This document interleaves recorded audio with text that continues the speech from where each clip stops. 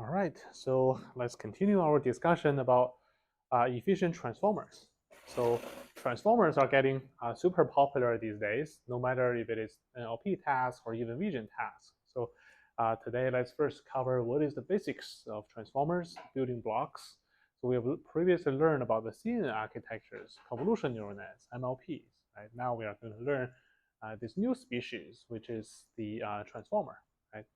And then we are going to introduce those efficient transformer techniques, how to make the computations less, make a smaller amount of computation. And finally, we'll talk about system support for efficient transformers. Let's start with the basics of transformers. Let's see where can it be applied, right?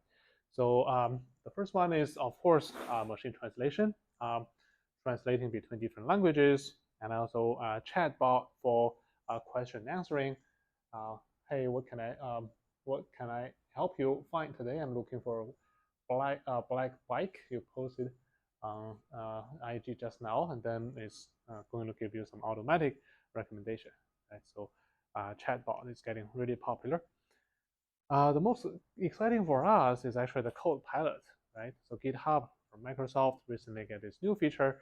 You just put some comments, and then Copilot is going to generate you the whole code. Very exciting, right? So some of us even tried our homework using Copilot, since we already give you the lot of comments, right? And to let you fill in those information, and it work perfect well to solve our homeworks, right? Although that's not the intention for this class, but I just want to show how exciting this area is. I know we are all grad students and senior students. We're not just taking the class for taking the class, but you want to learn the stuff. So I recommend not to use Copilot to finish the courses. All right. So given those exciting applications, let's see fundamentally how do we represent the language, the words, right? In order to use deep neural nets to process those natural language, we need to encode, to embed those words into vectors, right? Since we have to do everything in the tensor representation. A naive implementation is, of course, one hot encoding. Like if you have a 10K vocabularies in your dictionary, then we just have a one hot encoding for different words. Like the might be 1000, good might be 001. This is good. This is the. This is probably movie, right?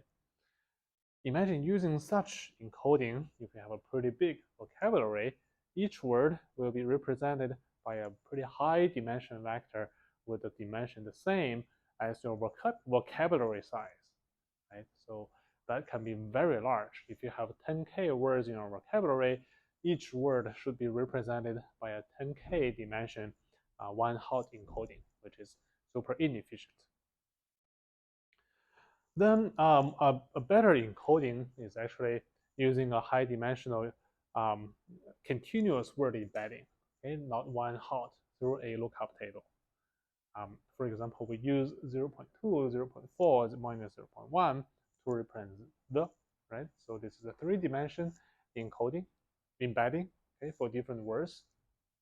And the interesting part is that we can do math operations on such words. For example, man minus women will be closer to king minus queen, right? So that's the merit of such word embedding. And we can also train such word embedding end to end with the downstream tasks.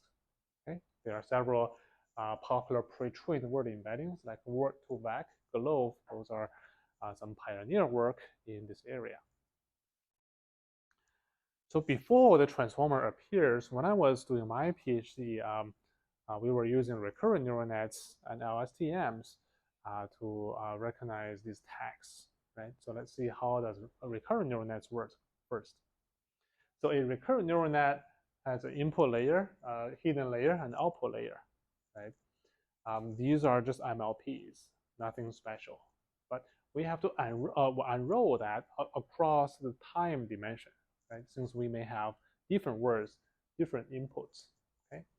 So we have one input, the first token, first word, and then we pass it through the initial state. We generate a new state. Well, we can also generate a new output. So given the second state, we take in the second input, combine them together. Okay, every time we are combining the new input with the previous memory state. Okay, and we pass it through an activation function to get an output, which is optional. And we can also get the next state, okay, the next working memory. Okay, so on and so on, we can repeat this process to take multiple tokens, also generate multiple tokens, and finally have a final embedding for the whole sentence. Okay, and there are multiple versions. How do we do this activation function concatenation to take this input and previous hidden state to generate a new output and the next hidden state, either using RNNs or LCMs or GRUs? There are many different versions, but the big picture is the same like this. Okay. Pre-transformer era, people can also use this 1D convolution to model these languages, right? Since language is basically a 1D sequence. Okay. For example, we can use a window size of 3 to do convolution along this word dimension, right? So each time we can get a receptive field of 3 words, but you can stack multiple such layers so that you can increase your receptive field to be able to see the entire sentence, right? So the advantage is that there is no dependency between the tokens, right? Which is better, leading to better scalability. And also convolution is very well implemented on GPUs and other hardware accelerators. Well, the limitation is that you have a limited window size in a given layer, right? Therefore, it's harder to model those long sequences, long context information, unless you have a pretty deep layer and a pretty large receptive field. So then I debuted this transformer. Okay, so the transformer block contains of 2 parts. Okay, one is the encoder, okay, and the other is the decoder part, right? So for the encoder part, it again has 2 components. The first is called a multi-head self-attention. Okay, the second is a fully connected FFN feed-forward network. Okay, so we are going to introduce what is this multi-head attention very shortly. But feed-forward network is very simple. It's just 2 layers of fully connected layers, right? And for the decoder block, apart from this multi-head self-attention and this FFN layer, it also has another multi-head attention on the output of the encoder stack, right? So feeding the output of the encoder to the multi-head attention, right? And let's go through each component, like what is positional encoding, what is the layer norm, one by one. And on the big picture, we have a bypass layer. Okay, each time we have a sublayer, we have a bypass. Okay, and we pass it through the layer norm, and then we feed it to the next layer. Right. So let's jump into them one by one. The first one is the multi-head self-attention, short for MHSA. Right. So we have multiple such value. This is key. This is query. Okay. And the basic operation we do here is basically we are multiplying the query with the transpose of the key, okay, doing the matrix multiplication, and scale them, okay, pass it through a soft, and then we perform this mask, which is optional, okay, and then pass it through the softmax to get the attention map, and finally we multiply that with a value, right? So basically that is 2 matrix multiplications, one matrix multiplication between Q and KT, okay? The other matrix multiplication between that result and the value. And then in the middle, there is a soft max layer in the middle. So we can also have this QKV in multiple heads to capture different information and different representation, right? So each head is basically we have a separate this projection matrices for the Q, K, and V for different heads. Okay, we pass through the QKV with these transformation matrices, which is basically just a linear layer, right? So after this linear layer, which is corresponding to these red parts, okay, and we put it into this scaled dot product attention, okay, which is on the right hand side, and also finally we pass it through another linear, right? So basically there's matrix multiplication, another two matrix multiplication, and another matrix multiplication. Okay, so this is basically the architecture of multi-head attention. Finally, we can concatenate the output values, okay, so that we can feed it to the FFN layer. The interesting part here is that although we have separate matrices for the projection of QKV, since GPU is good at batch processing, right? So it's better to do them at the same time. So actually, we can do the transformation for different heads using a combined projection matrix rather than doing multiple small projections. We can just do one big projection. Okay. All right, and then for the FFN layer, it's pretty simple. So that is the output of the multi-head self-attention, and we pass it through to FFN to fully connected layers. But the different thing here is that pay attention to the dimension, right? So nowadays, these large language models are growing pretty big, like 175 billion parameters. Okay? Even one GPU cannot hold it, right? So the dimension of the FFN layer can be as large as 12,000, right? So 12,000 matrix multiplied by something like 3,000 dimension, right? That could be a pretty big dimension. Sometimes even one single GPU is pretty slow. You have to parallelize such matrix multiplication across multiple GPUs, right? Although it's a simple, just FFN layer, but from the engineering perspective, there's a lot of engineer that is behind the rug, right? Since the dimension is just so big, in order to have a big capacity to understand the complicated relationships in our language. All right, another concept is this position embedding, right? So the position matters. For example, a word, they have certain distance, right? No matter if it's in the first part of the sentence or it's in the later part of the sentence, as long as the relative distance is the same, they probably share some similar properties, right?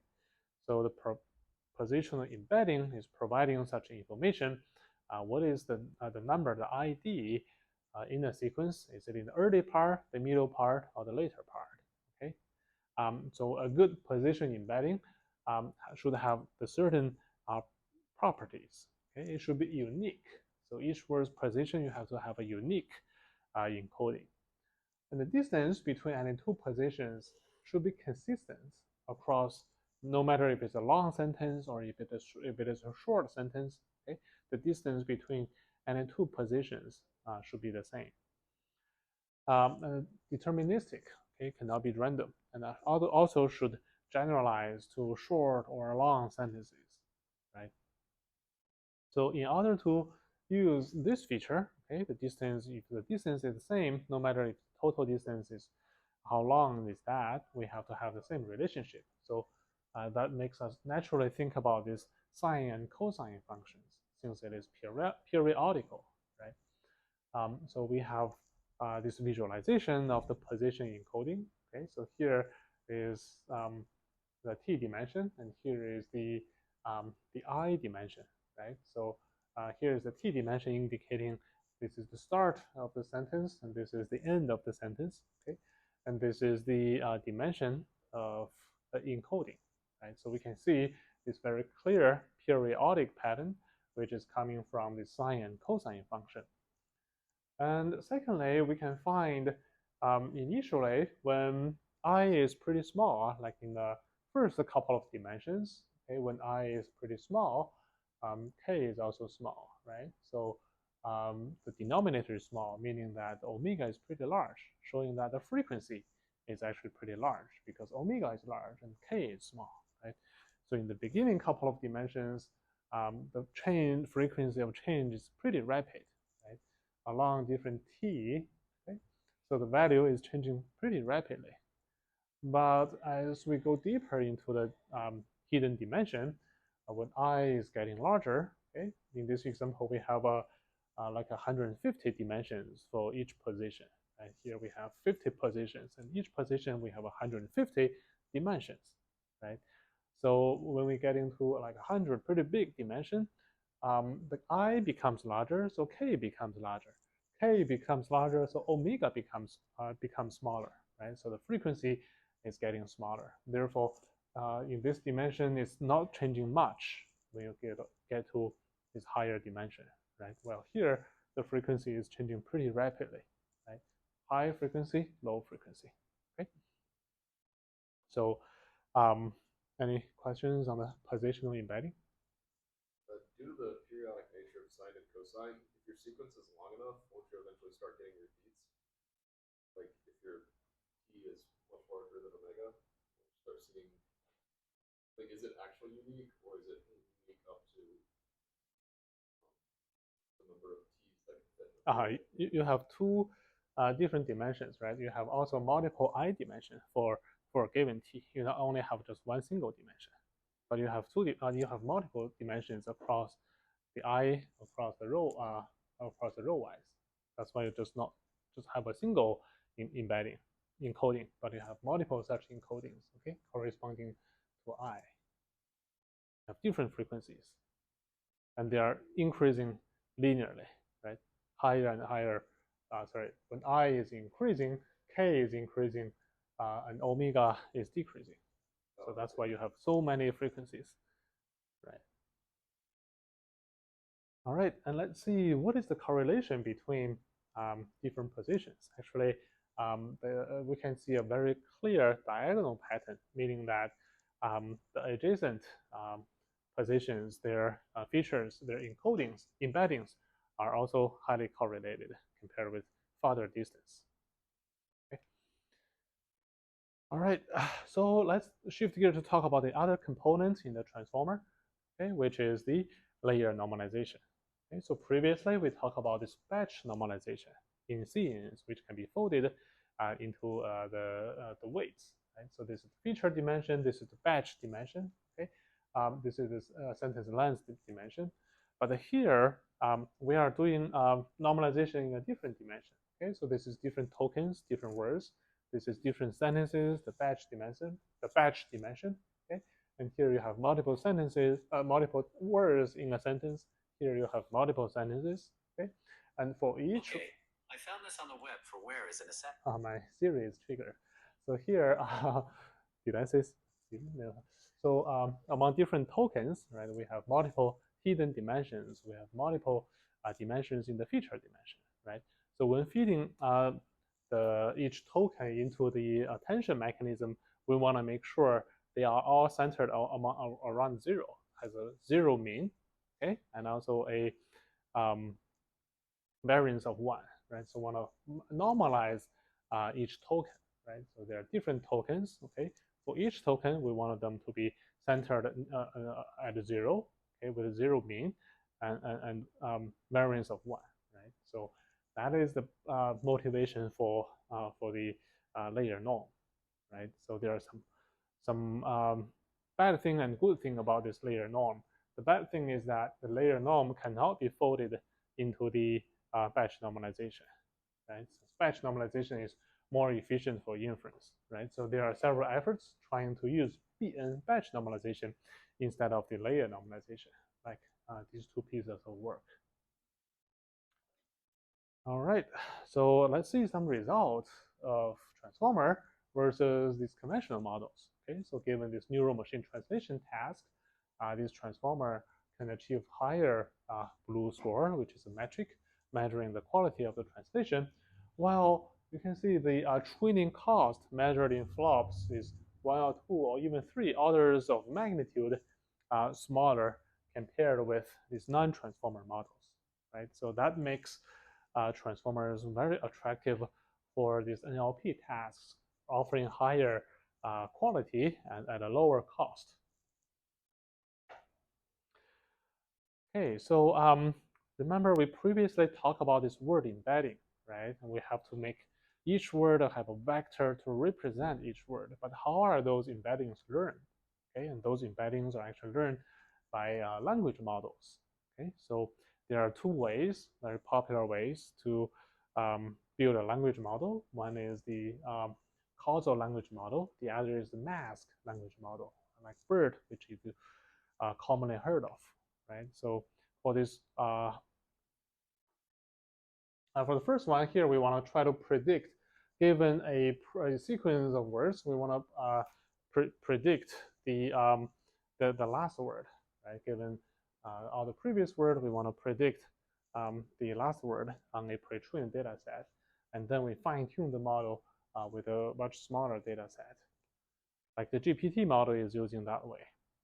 And the mask language model is also pretty popular, like the BERT model. Okay, so we want to mask away certain words, and we want to predict what is over there. Like here, we try to predict this word boring. So here we first insert a mask, okay, which is a special token. Okay, we feed this sentence. Okay, this is six tokens. Okay, so finally, after this transformer, we are going to get a 6 times the hidden dimension, 6 times d vector. Okay, we are going to pick out that particular position, okay, and to try to classify what it is. And we try to use the ground truth to supervise this training process, okay, so that we can get the embedding for all these words. Okay? So this is basically masked language model. Okay, we mask maybe 15%, some percentage of the input tokens at random, and try to predict those masked tokens, right? So that is actually also echoes really well with those traditional language models that is using the neighboring words to predict the center word, or using the center word to predict the neighboring words. Another self-supervised task we can use to build a language model is the next sentence prediction, right? We just do a binary prediction whether it's the next sentence or not. Okay? We choose two sentences, A and B, and to predict whether it is actual next sentence or is totally irrelevant, it's a random sentence. Okay, so let's see some applications beyond natural language. For example, we can also apply these transformers to vision models. Okay, so in this paper, an image is actually worth 16 by 16 words, right? Which is pretty interesting that we can further divide the input image into several tokens, right? For example, this image has been divided into 9 tokens. And then we can run this feature extraction inside each token. Well, among different tokens, we just first do some projection to flatten of the flattened patches, and then we can feed these tokens to the transformer. Okay, this is like 9 different tokens, as if you have a sentence of 9 words, right? You're going to attend one over another. Just like if you have a natural language. Okay? So we can call these image patches into token. Right? So for the transformer, again, we have this multi-head self-attention followed by this FFN layer. Okay? And we also have this layer normalization, and also the bypass together with those position encodings. Right? So using this method, we can also understand images and also the videos. Okay, like video transformer, VIVIT, right? So video transformer, you can imagine, is pretty expensive since we not only to have to capture the spatial information, but also the temporal information, right? If we do attention across these 2 spaces, that is pretty big, a lot of computation. So one approach is to do them separately, do the spatial attention and then temporal, or factorize the self-attention, spatial first, temporal last, spatial and temporal. or we can do factorize the dot product at different levels, try to decouple spatial and temporal and reduce the cost. There's also this thing called audio transformer, right? Since audio, if you get a spectrogram of audio, it looks very similar to an image. Right? The frequency, the strength of different frequencies, you have this spectrogram. Therefore, we can further chop it into different patches. Okay? For each patch, we run the linear projection on each patch so that they become tokens. Okay? Once they become tokens, we can feed it into the transformer encoder and pass it through the linear layer and also get the output with a special token on the front. Right? So this shares very similar technique as the vision transformer, just use the spectrogram as the input representation of the audio. And then we also have this multi-modal transformer. Okay? Multi-modal means we can feed both the video, the audio waveform, and also the text that is corresponding to the audio waveform, right?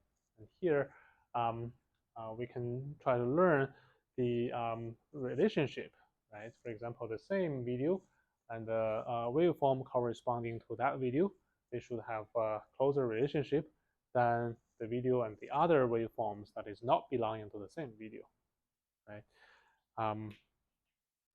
So we can try to also try to make sure that the text corresponding to the video versus the same video's waveform, they should have a closer relationship, right?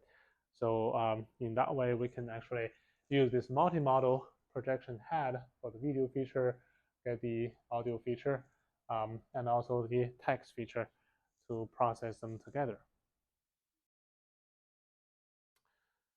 So therefore, recently we have seen that these transformer models are getting super big, getting a pretty large capacity for different modalities, for audio, for video, for natural language, for even for images, and a lot of different modalities together. Right? So also the model size are getting pretty big, 170 billion parameters, which is motivating us to build efficient techniques, right, to make those transformers lightweighted. So there are a lot of approaches, right, try to reduce the computation and make transformers more efficient. So in this survey paper, they can roughly be categorized into several methods. Many of them we have learned before, for example, by utilizing sparsity, right, and factorization, and low rank, here memory downsampling, recurrence, learnable patterns, right? So we are going to jump into several of them. They can roughly be categorized into two categories, right? Some of them are very general techniques that can also work for CNNs, for MLPs, for other vision models. Some of them are specific to transformers, right? For example, we first learn these techniques that are specific to transformers. For example, this block-wise attention. So previously, imagine you have a pretty long sentence, each word attend to each other, right? So that is very computationally and also memory expensive, because the attention map, the memory consumption, is proportional to the n square. N is the number of tokens. So imagine if you have pretty large n, n square can also be really big. But can we divide the whole sentence into maybe two parts? Okay? And the first part only pay attention to itself. The second part is only pay attention to itself, right? So that is this pattern, right? We can divide it into groups, or we can do it in this way. The first part only pay attention to the second part only pay attention to the first part. So we can further do more complicated patterns to encourage those local attention, right? So this is the masking matrix. So we can drastically reduce the computation by sparsely masking the matrix. Okay? We can also choose multiple patterns at the same time by using different heads, okay, head 1, head 2, head 3 for different patterns to increase the capacity. Since remember, we have this multi-head attention, and each head can actually correspond to different masking matrices. Okay? So in this way, how much computation is reduced? So previously, the complexity of the attention map is n by n tokens. Okay, they each token attend to each other. Right. So now, if we have a block size of b, okay, the complexity is reduced to n times b. Okay, where n is block size, either divided by 2 in this case or divided by 3 in that case. Okay. The paper shows we can reduce the memory to about 18 to 36%. The training time is less than a quarter, okay? And the inference time is also a quarter less, okay? Which is pretty exciting. Right. Does that really work for all cases? Like in some languages, you'll have a verb that starts at the beginning and then picks up with like a very necessary part of it at the very end. I can imagine that would be a disaster with that, right? If the first part can't attend to the second part. Right, exactly. If the first part only attend to first part, that is problematic. That's why they try to increase the diversity by having a more fine-grained and more diverse pattern. And imagine if in one layer you have 1 attend to 3, a second layer 3 attend to 2, so that corresponds to 1 also attend to 2 after 2 layers. Like layer 1, 1 attend to 3. Layer 2, 3 attend to 2. So altogether, it's as if 1 is attending to 2.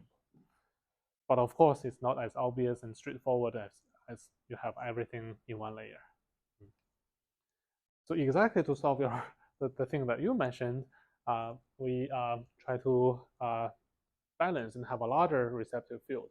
Right? So people compared with this full n square attention, where each word attend to each word, you have the entire n square entire attention map. People have this window attention, since usually adjacent words, they are more important to each other. Right? Further away, if the distance is further, the relationship might be weaker. But that suffers from the problem where sometimes the first word has strong relationship with the very last word. So how do we deal with those issues? People try to use this dilated sliding window, right, to expand the region that one word can attend to not only its adjacent neighbors, but some tokens that is even further away, right? By using this dilated sliding window, okay? Analogous to this dilated scenes. And also people can combine this global plus this sliding window. For example, a certain word, they are super critical, super important. They have to attend to all the other words for the entire row or the entire column, right? So we have a couple of such allow such kind of global plus sliding window. Right? This is sliding window, and those are the global tokens. Right? This token have to attend to all the other tokens. And also for this one, it is attending the first two, they are going to attend to all the other tokens. Right? And very interestingly, this Big Bird paper also proposed to run this random attention. Right? So naively, we may think random attention doesn't make sense at all. But if you think it deeper, right, if you have a couple of such random attention, right? For example, token 1 can attend to token 2 in layer 1. Layer 3, token 2 may be attending to layer 11 in layer, and then in layer 3, token 11 is attending to token 75. So after 3 layers, token 1 can attend to token 75. If you have a lot of such random attentions, quickly all the tokens can attend to each other. Right? So information can actually flow fast between any pair of nodes. Right? Rapid mixing time using those random walks. Okay, so in this paper, it's proposing combining 3 parts. Okay, one is the random attention. Okay, pretty random, and then this window attention only on the adjacent tokens, closer tokens, and these global attentions. Right, this word has to attend to all the other tokens. Very important word, for example. And the Big Bird is combining these 3 all together. Right? All the white colors, they don't have to compute. They save the computation. They only have to compute and store those those tokens with a color. Okay, those locations with a color. So that's the idea for Big Bird. Random attention plus local attention plus global attention. Right.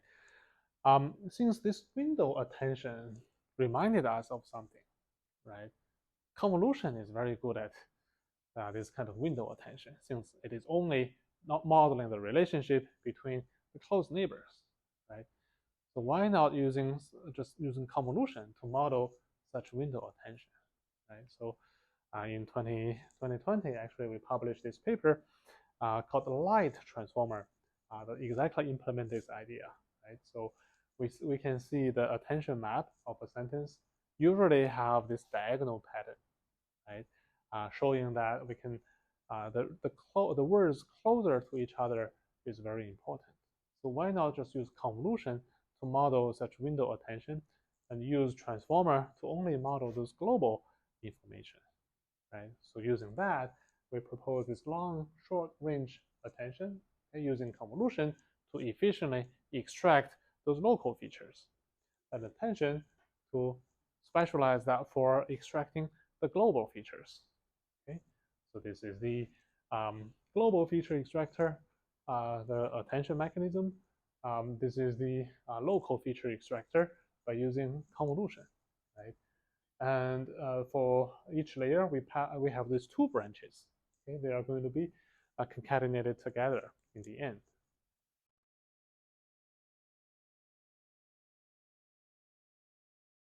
So to deal with a lot of tokens, in particular for images, right? Image is unlike natural language, where natural language is just 1D, but image is 2D, right? So if you have an image size of h by w, the total feature map size is hw square, right? Which can be pretty big, right? So hw, since there's on complexity for the 2D image, right? On square complexity, right? And n here is equal to h times w. So altogether is hw square, right? So people propose another technique to do the attention mechanism separately, okay, for the weights and for the rows and for the columns, right? Rather than each pixel attend to each other, each pixel only attend to the neighbors in the same column or the other pixels in the same row, right?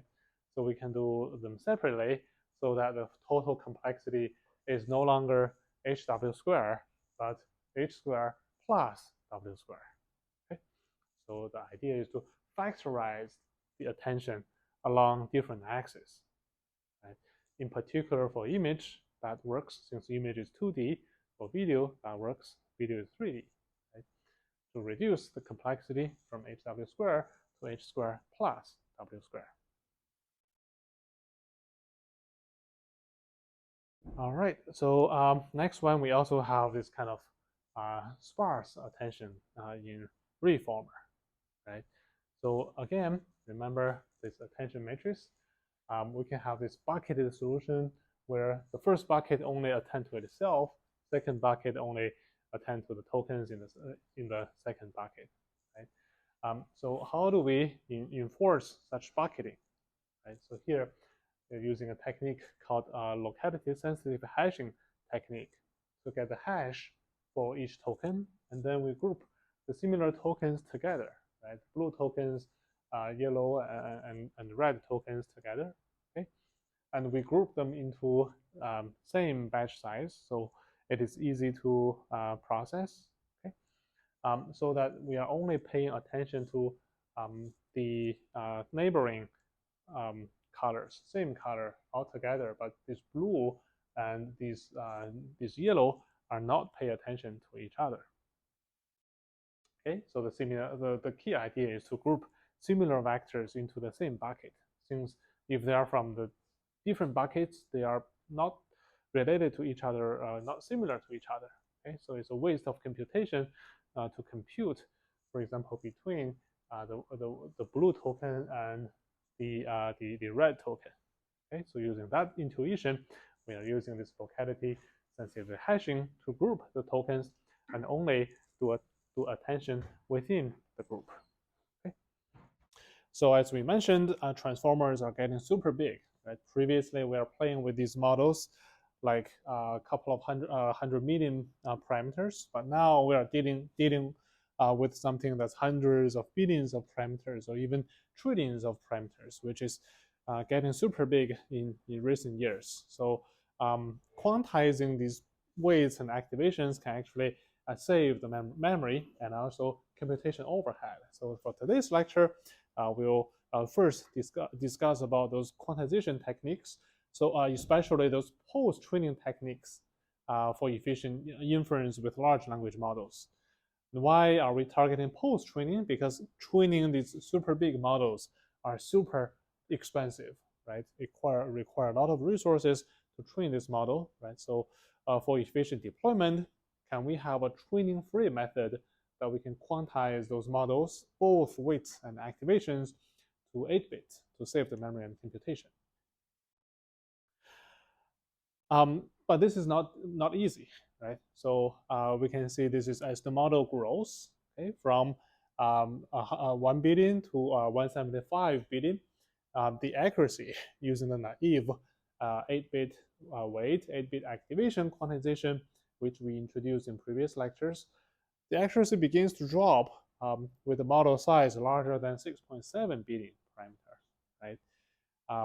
So which is a very drastic degradation of the accuracy, right? So actually we find there are a lot of outliers, super big values in those activation value that is destroying the accuracy. But previous work tried to preserve this accuracy by introducing this FP16 to represent those super big outliers, right? And that can preserve the accuracy.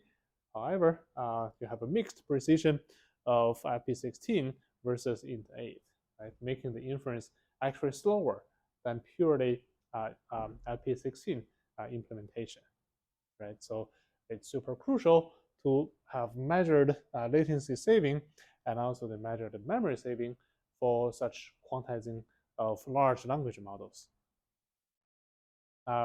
So today's lecture, we are going to introduce this SmoothQuant technique, okay, which is accurate and efficient post-training technique for large language models, okay, from Guangshu Energy's recent research just posted. So we summarize a few characteristics. What ideally, what is the case that we want, right? So we hope to fully preserve the accuracy for large language models over 100 billion parameters, right? And at the same time, we want to be efficiently implement them and achieve measured speed up and memory saving on different workloads on the hardware, right? So actually, SmoothQuant can achieve the best of both worlds. And the key idea here is that we find that the activations are very difficult to quantize, right? There's some outliers that is super big across certain channels, which is the same for all the tokens, right? So for the remaining values, the effective number of effective bits is actually pretty low. Relative to that, the weights are actually much easier to quantize. The distribution is much more friendly compared with the activation, which has a lot of big outliers. Since activation is too difficult to quantize, can we just redistribute the quantization difficulty? For example, we smooth the weight compared with before so that we can make weights easier to activations easier to quantize, right? And we push some of the quantization difficulty from activations to the weights, right? So that we can have a easier to quantize activations, slightly more difficult to quantize for the weights, but still it's relatively easy and okay to quantize using the techniques that we already have, right? So originally activations are hard to quantize, weights are super easy to quantize. Now both of them are relatively easy to quantize. Okay, so push the quantization difficulty from activation to weight, right? Just like if you find something difficult, just give the difficulty to someone else, right? So, but it turned out to be both weights and activations after that can be quantized to 8 bits without any loss of accuracy. So let's see in depth how that works in a real large language model. For example, the original activation we find across different tokens, several channels had super large values across different tokens, right?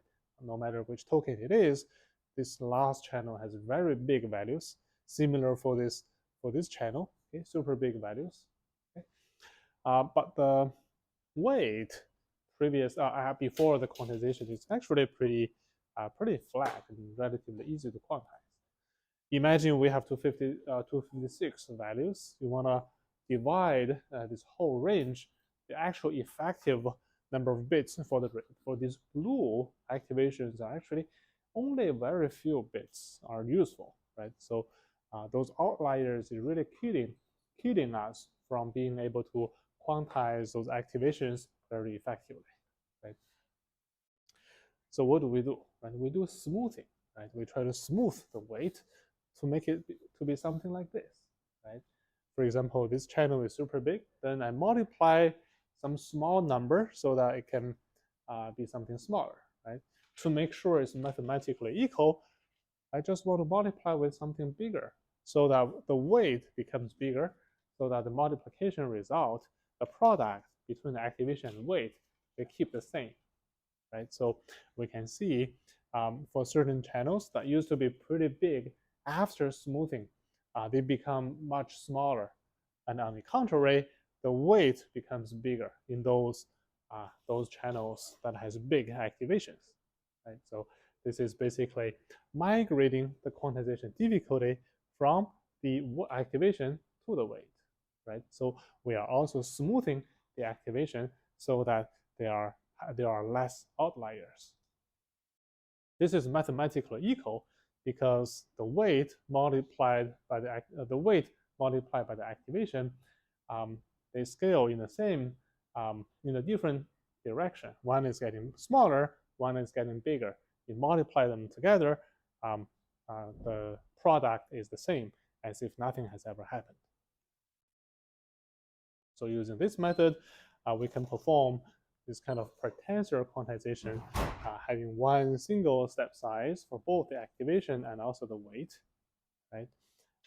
So here we're comparing different per tensor, per token versus per channel quantization accuracy. And you can imagine from this per tensor to per token versus per channel, which accuracy might be easier to maintain. So here we have a single scaling factor, a single step size for the entire tensor. That's why we call it per tensor quantization. Well, for per token, we have one step size, one scaling factor for one row. Okay, and one per channel, we have one scaling factor per column. So which one of these might be easier to maintain the accuracy? The second one. Why is not the first one?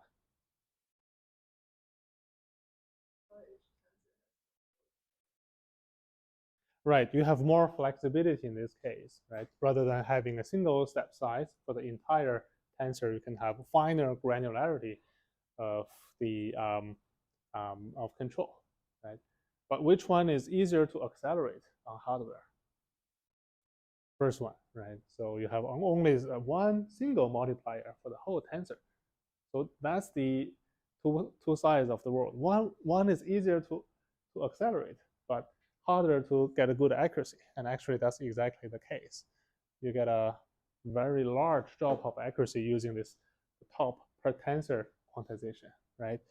Although it's easier to implement, easier to accelerate, but using this per channel quantization, you have a lot of flexibility. You can have one scaling factor for each channel, but it's difficult to implement in hardware. Right? You have so fine-grained control, and you have to scale.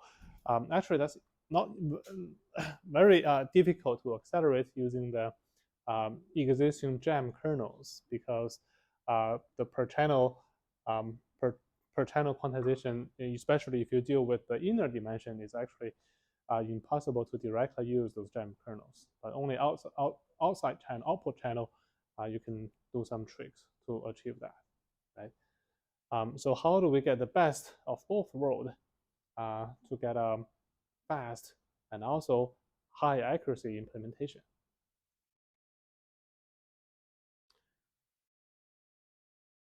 So this is how SmoothQuant does, right? So this is the activation matrix. This is original weight matrix. Okay, so each row will be multiplied with each column and produce one result, right? We can see some of the activations are really big in their absolute value, right? So this minus 16 will be multiplied with positive 1, right? So can we rearrange this weight and activation such that we are multiplying minus 4 with plus 4? Okay, you see they are both getting minus 16, okay, minus 16, and this is also minus 16. But after this smoothing, okay, the difference between the max value and smallest value, they are much closer, right? So this is how we do this smoothing and pushing the quantization difficulty from the activation, which is having something that's very difficult to quantize, and push them to the weight, right?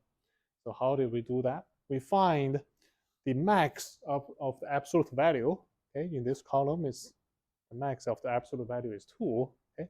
For this column is 16, for this column is 1, and this is 9, right? And here we find the max of the absolute value across the row dimension for the weight, right? So this column, this row is 2, this row is 1, 4, 1, etc. Right?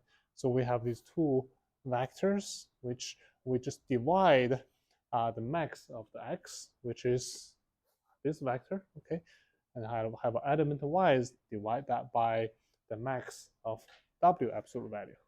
Okay, so what we get is actually this vector.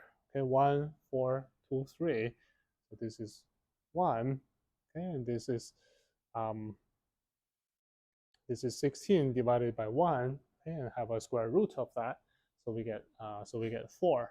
Okay, and then 1 and 4 square root, we get 2, etc. The last one, 9 divided by 1, have the square root, that is 3.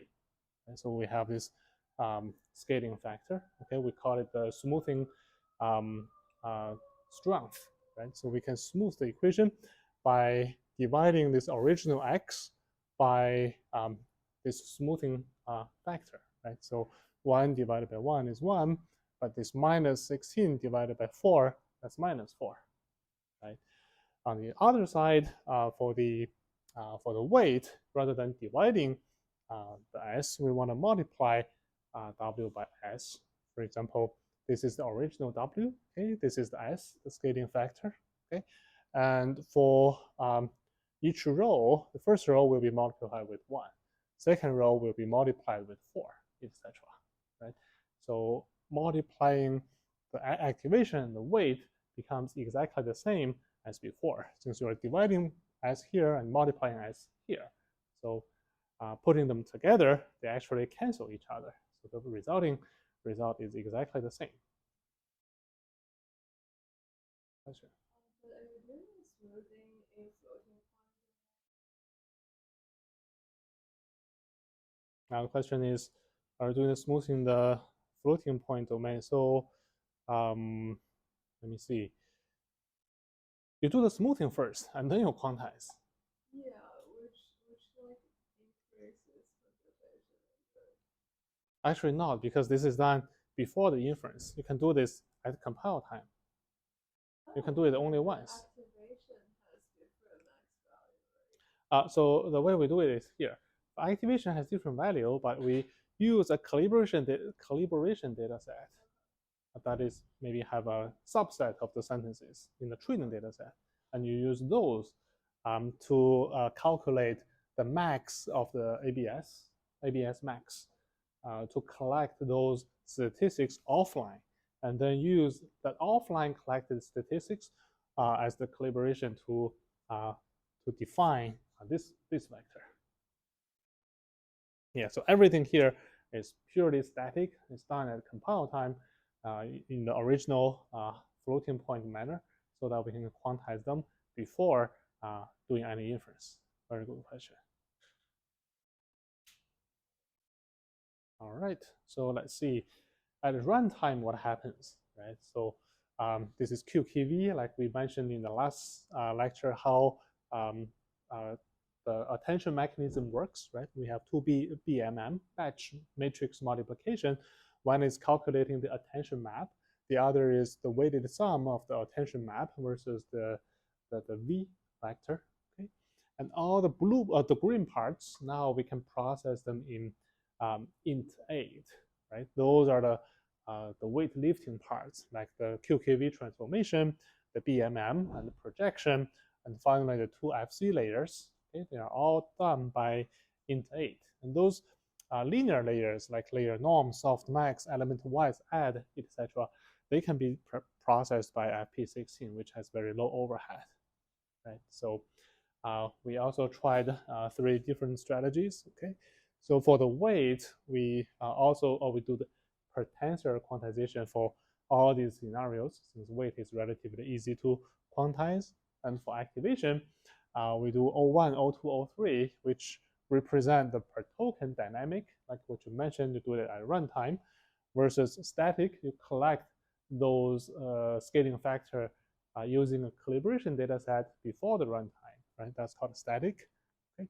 And per tensor static is the strongest optimization where it's fastest, you can imagine, because everything is done at static, like at compile time, and it's per tensor quantization, very easy to implement, but you can imagine this may have a lower accuracy. But let's see, how did we recover the accuracy using this setting? So for O1, O2, O3, this is the Lambda dataset, which is very popular these days. And the baseline is the FP16 accuracy. We are getting roughly, this is 64.7% accuracy.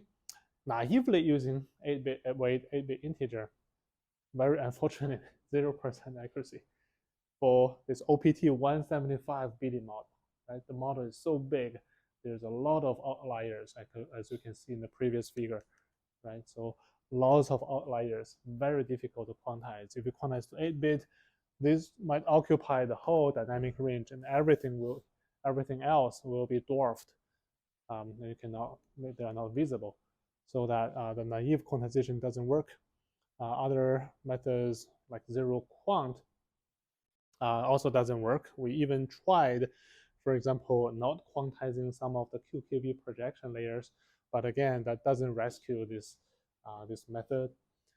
LLM in 8 introduces this mixed precision. So for those outliers, those big skyscrapers, they use FP16 to quantize them. So they have a mixture of int8 and FP16 that can indeed have a pretty good accuracy, but it's very difficult to implement, and the measured speed up is actually less than 1, means it's actually slowing down the inference. And outlier suppression cannot solve the issue either. But using SmoothQuant, to push the quantization difficulty from activation to weight, using O1, O2, we can actually pretty much fully recover the accuracy. Even using O3, the static per tensor, the most hardware-friendly quantization method, only 0.1% loss of accuracy, meaning that we can very accurately, with minimum drop of accuracy, while fully quantizing both the weight and activation for efficient inference. And this is the overall accuracy compared amongst all different downstream tasks versus Wikitext, which is the lower the better. So that's why we didn't average the last column. So overall, the average accuracy is well maintained, even using this per tensor static weight and activation quantization. Okay, so we also tried some of the world's largest open source large language models with 175 billion parameters, Bloom with 176 billion parameters. Okay, imagine you have a GPU that has 40 gigabytes of memory. Okay, how many GPU do you need to hold this? At least 5, right? It's a super big model. even for inference, you need multiple GPUs, and the GLM 130 billion parameter, which is also have a lot of outliers, difficult to quantize, but using SmoothQuant, we can recover the accuracy pretty well using the 8-bit weight, 8-bit integer, 8-bit activation.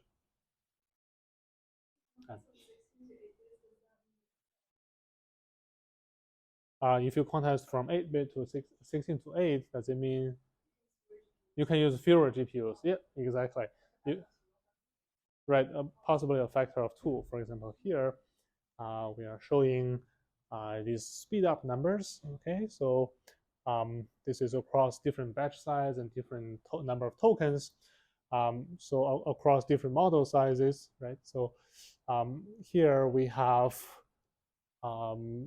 different size of the model. This is 16 billion parameter, 30 billion, 66 billion, 175 billion. For example, if we look at this, previously we used 8 GPUs for this gray line. Now we need only 4 GPUs in this red line, but the latency is actually even shorter. With 8 GPUs previously, without quantization, you require 848 milliseconds. And now we have half the number of GPUs, but the latency is only 720 milliseconds, even faster, and you're reducing the number of GPUs by half. So that's a pretty cool technique to reduce the serving cost. Okay, so go back to our presentation here. Across, we can verify the method works pretty well across the available models we can verify, but of course there are a lot of large language models coming up, open source, non-open source. Very welcome to check out for other repos. So this is an interesting study about the migration strength, right? So we are migrating the quantization difficulty from activation to wait, right? So there must be a sweet spot, right? If we migrate too much difficulty all the way to the activation, what happens, right? So the accuracy becomes very easy to quantize, but the weight becomes super difficult to quantize. So the overall accuracy is very low, right? If alpha is small, which means we just offload a little bit of quantization difficulty from activation to wait. And what happens for that? Still pretty poor accuracy because we are not adjusting enough strength to alleviate the quantization difficulty on the activations, right? So in the middle, around 0.5, that's the sweet spot, right? That's why we have this square root, right? Square root, which is alpha of 0.5, so that we have a more balanced migration of the quantization difficulty from activation to wait. All right, so this is the PyTorch implementation across different size of the models. So we implement all the way to up to 30 billion parameter model so that we can feed it with a 6000 GPU.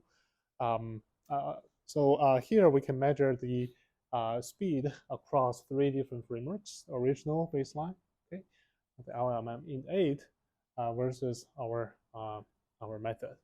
Right? So for the LLM int8 across multiple scenarios, like here, they're actually slowing down the inference due to the mixed precision with both IP16 and int8. Right? So by pushing everything to int8, it is possible to get pretty good speed up, and also using half the GPU memory compared with the IP16 counterpart. And this is using a single A180 gigabyte of GPU. And then we collaborated with NVIDIA to try it with even bigger models, okay, using more number of GPUs. For example, 66 billion parameter model and 175 billion parameter model. The speed up is pretty awesome. Like for this case, previously using 2 GPUs to achieve 489 milliseconds. Now we can achieve that using only a single GPU, okay, reducing the number of GPUs by half. All right, so that's the technique we covered about quantization, right? We also described a lot of other techniques in the first part of this lecture, and let's see how do we apply that to large language models. For example, neural architecture search, rather than manual architecture search to tune different hyperparameters, right? Can we use this machine learning, use different algorithms to automatically find the best fit neural architecture for a particular hardware architecture? But keep in mind, this NAS sometimes require this training and fine-tuning, right? But this large language model is pretty big. The training time is very long, so we have to pay extreme attention for such algorithms. So far, let's talk about these middle or small size language models, which is affordable for us to do this neural architecture search. This is earlier work from Google called Evolve Transformer. That is an early exploration about trying to find the best architecture for these transformer tasks, right? So it is NAS style blocks. Okay, we have two hidden states, and the output is a new hidden state. The search space, including the decoder and also the encoder, okay, which has 6 and 8 blocks each. They use evolutionary architecture search, similar to what we did in the homework, and actually compared with the transformer baseline, they compared the millions of parameters versus the machine translation BLUE score. Actually, the evolved transformer can actually outperform this human-designed base transformer model. But pay attention here, the median parameter is actually not quite big, about 200 million parameters, compared with what we just described about quantization. We are actually dealing with 175 billion parameter model, right? So there's still a big gap if we can do neural architecture search on such big transformers, since training, even training only once, becomes super expensive. To reduce the training cost, we actually Henry did awesome work on hardware-aware transformer (HAT), right? Applying neural architecture search, actually using the once-for-all technique, like we did in the homework, to perform hardware-aware transformer architecture search. And the observation is that the flops versus the latency is not growing in the same rate across different dimensions. For example, scaling the hidden dimension, okay, which is this orange line, versus scaling this embedding dimension versus the number of layers. Okay, so the number of layers, it is the most sensitive with the latency. Well, CPU and GPU, especially the GPU, scaling the hidden dimension or the embedding dimension almost has no effect on the latency, right? Since the NVIDIA GPU has such a large parallelism, right? If you are not feeding it with enough workload, it's going to get hungry, right? So scaling the hidden dimension and embedding dimension doesn't help with reducing the latency. And then turn out scaling the layer actually can shrink or grow the latency very effectively, right? So which motivates us to do such hardware-aware architecture search, because for certain hardware, changing certain dimensions has no effect, but for other hardware platforms, it might be very effective, right? But can we build one model and then specialize the different subnetworks for different hardware platforms? Okay, so that's exactly the once-for-all idea we described. So we make it possible to have elastic dimensions across the encoder layer, like we have the elastic number of layers in the encoder, the elastic hidden dimensions in the FFM, and elastic number of heads. It can be 1 head, 2 head, 4 heads, etc. And also elastic embedding dimension, right? So different from the conventional transformer, now different dimensions can grow or shrink. Okay, and then we have a evolutionary search engine, okay, giving the latency feedback. Always propose a new sub-transformer architecture, which feeds into a latency predictor, okay, to get the latency of the CPU, GPU, IoT, whatever hardware you are using on the bottom, using this latency feedback in the evolutionary search engine, just like what we did in the homework for vision tasks.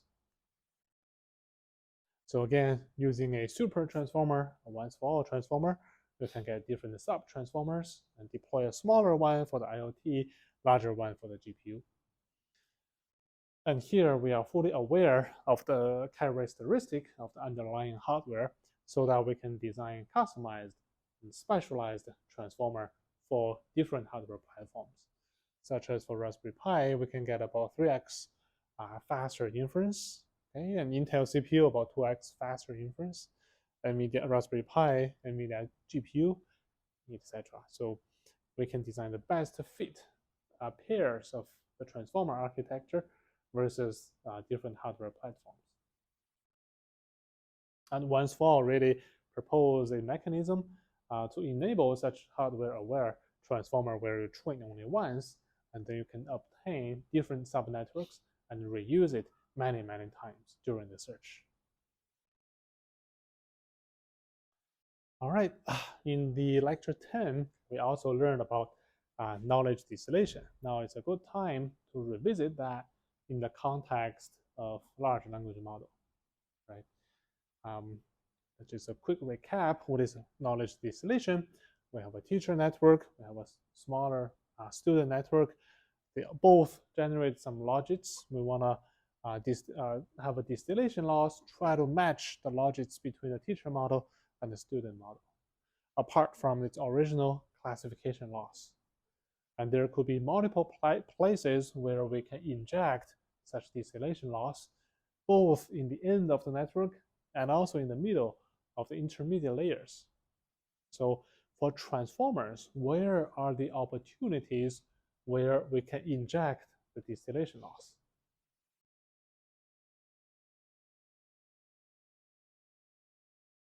So let's look at this slide, which is the famous distill bird, right? So we can distill the attention, of course, right? The student learns to fit the matrix of the multi-head attention as the teacher network. Try to match their attention matrix, okay, between the teacher and the student. So number of heads, token size times the token size, okay? What else can we try to match? Hidden state, right? Can distill the knowledge from the output of the transformer block, right? Although the student may have a smaller dimension, therefore we need a linear projection to match the dimension before we insert the distillation loss. We can also distill the embedding, okay, very similar to the hidden state.